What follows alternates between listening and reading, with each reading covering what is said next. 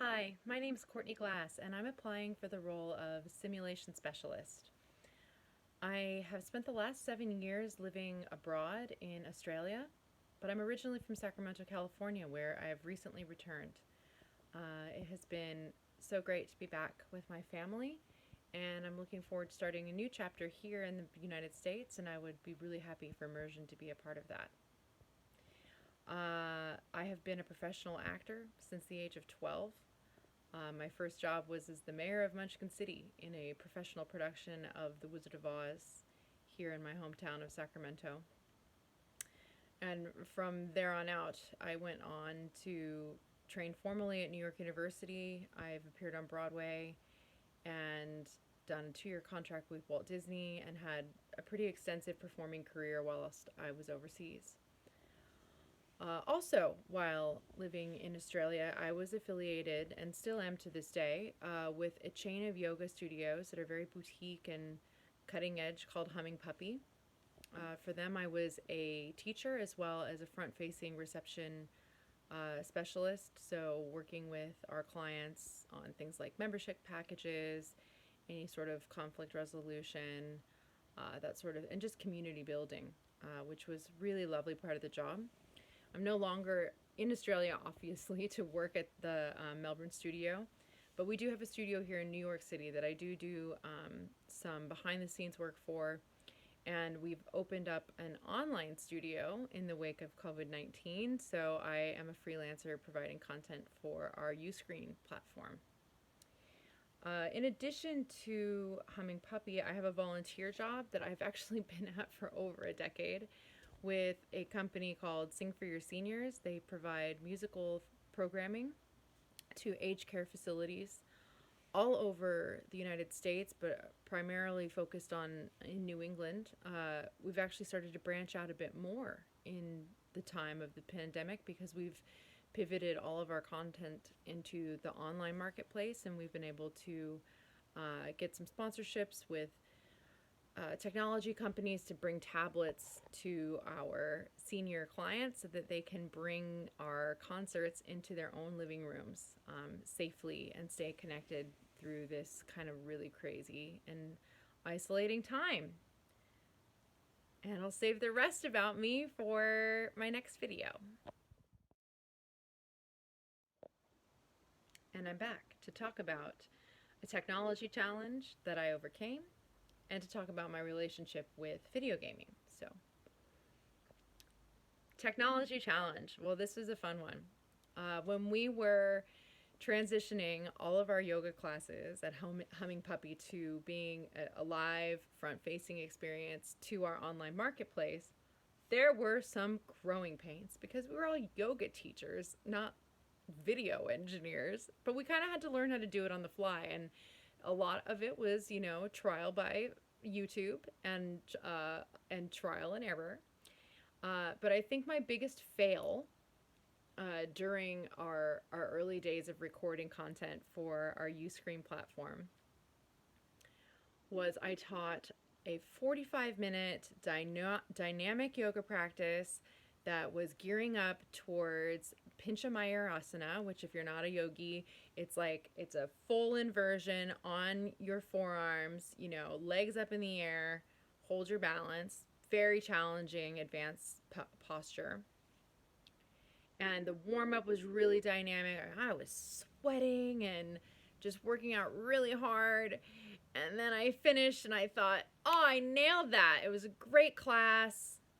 Trot on over to the setup and I realized I had not connected my microphone. So I had basically slaughtered my body for no reason. It was a completely silent class. And of course, I was angry at myself for having done something so foolish, but it was a good learning opportunity, a teachable moment, if you will, because it did make me sit down and write out a protocol for or a checklist for what all needs to be done before we go into filming. And this was very useful because at the start of the pandemic, it was only myself and a couple other teachers who were going into the studio to create content. So we hadn't really made a manual to give to our like junior teachers, and that was definitely something that changed the way I wrote the manual. And luckily, it's probably saved a lot of headache for other teachers as well, because it's an easy thing to miss a step like that when you're wanting to focus on doing the job that you're originally hired to be doing, which is simply to be teaching yoga. As far as video games go, goodness, video games and I have a vintage relationship. I used to be obsessed with Tetris on my Game Boy. Loved it. Um, I graduated from Tetris to a little bit of Mario Kart and a little bit of Mortal Kombat. I mean, but we're talking about these are games of the 90s. I think the most recent sort of gaming that I've been into has been The Sims. I love it. I think it's fun. It plays to my interest in design and also into human relationships. So I have like a dabbling. Um, and recently, actually, I on my long haul flight from Melbourne to San Francisco, I probably played about 7 hours of on screen solitaire.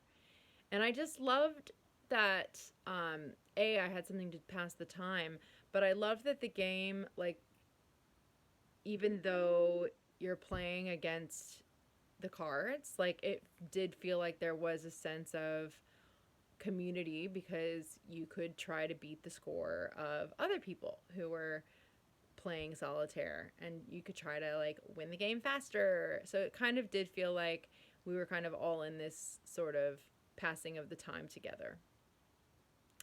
um, let's see. Oh, the next thing that you've asked about is what was like a piece of feedback that you might have received and how did it change the way you worked. So whilst working at Humming Puppy, we had a team connect or a team meeting. And the whole meeting was surrounded around the idea of Brené Brown's theory of braving. So it's an acronym for like just great tenets that you should incorporate into your life and your workplace. And while this feedback wasn't specifically delivered to me, it was more of like a general feedback for the whole team. I was really struck by the idea of approaching situations with generosity, always assuming that the person on the other side of the table is coming at you with the best of intentions and that they're not generally going to be coming with some sort of conspiracy against you. And it really did, it changed not only my work approach, but probably my life approach a little bit too. I think, like most people who've lived in New York for 12 years, there's a tendency to be suspicious about people that we might not know very well. And I've noticed just a subtle shift in that if I approach people, regardless of the situation, with a sense of you have good intentions and so do I feel like it does. It shifts the energy or the dynamic of whatever sort of conversation you might have with them. And even if conflict does arise, it doesn't get emotional and it doesn't get defensive. So I just thought that was such a brilliant thing for our upper management at the yoga studio to bring in as a sort of a workplace culture code that we're always going to assume amongst ourselves as peers and amongst our clients that people are showing up and they mean no harm. They mean it sometimes it's just that they need more help than others. And sometimes the way that gets communicated might seem like it's aggressive um, or unreasonable. But when you approach it with a mindset that they're doing the best that they can with the resources that they currently have, and so are you, I feel like it really does. It lowers the volume, lowers the temperature just enough so that you actually can make progress and find solutions.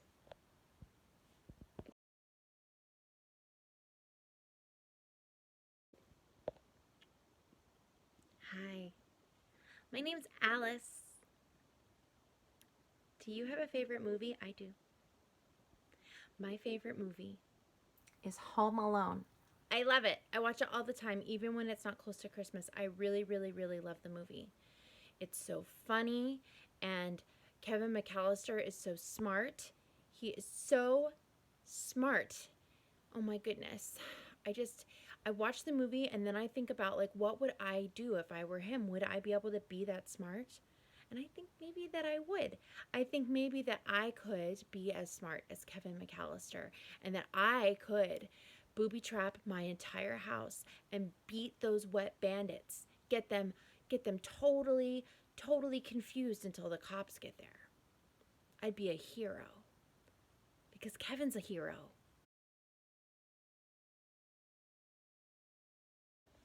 Hi, Jackie. Is this a good time to speak? Great. Oh no, everything's fine. No, no. It I was looking over my performance review from last quarter. And oh, thank you. Thank you. Yes. No, I'm really appreciative of that feedback. It was a really successful time for us. Yeah. No, I was really pleased as well. Um, but I was looking it over, and I know that we did not make any salary adjustments at that time. Uh, but it's been about 4 months, and given that the performance review was very positive, and and that I've received so many additional duties in the last 3 or 4 months, I was wondering if maybe we could review my salary because I believe that perhaps an increase is warranted. Yes, of course. Well, obviously it has been a very interesting time to be doing business, and I feel like when the pandemic hit, we could have really lost a lot of clientele, but we have managed to not only maintain most of our client relationships, but even start some new partnerships. And not to toot my own horn, but like those relationships have been managed, maintained, and established by myself. Yes. Mm. Well, I mean, it has felt as though, in the transition to going online, I'm doing the job that I was doing before, but I'm also starting to dabble into almost being somewhat of a social media manager.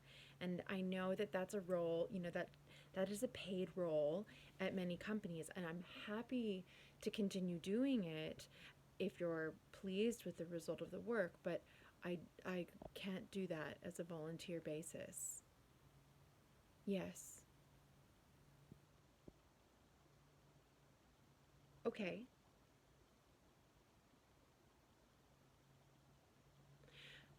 Jackie, again, I don't want to sound ungrateful at all. It's been absolutely wonderful. Um, but if I'm to continue to do those additional duties, I do feel that I need to be paid for them.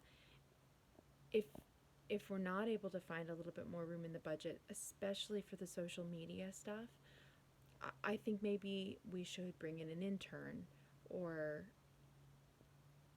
outsource the work somehow.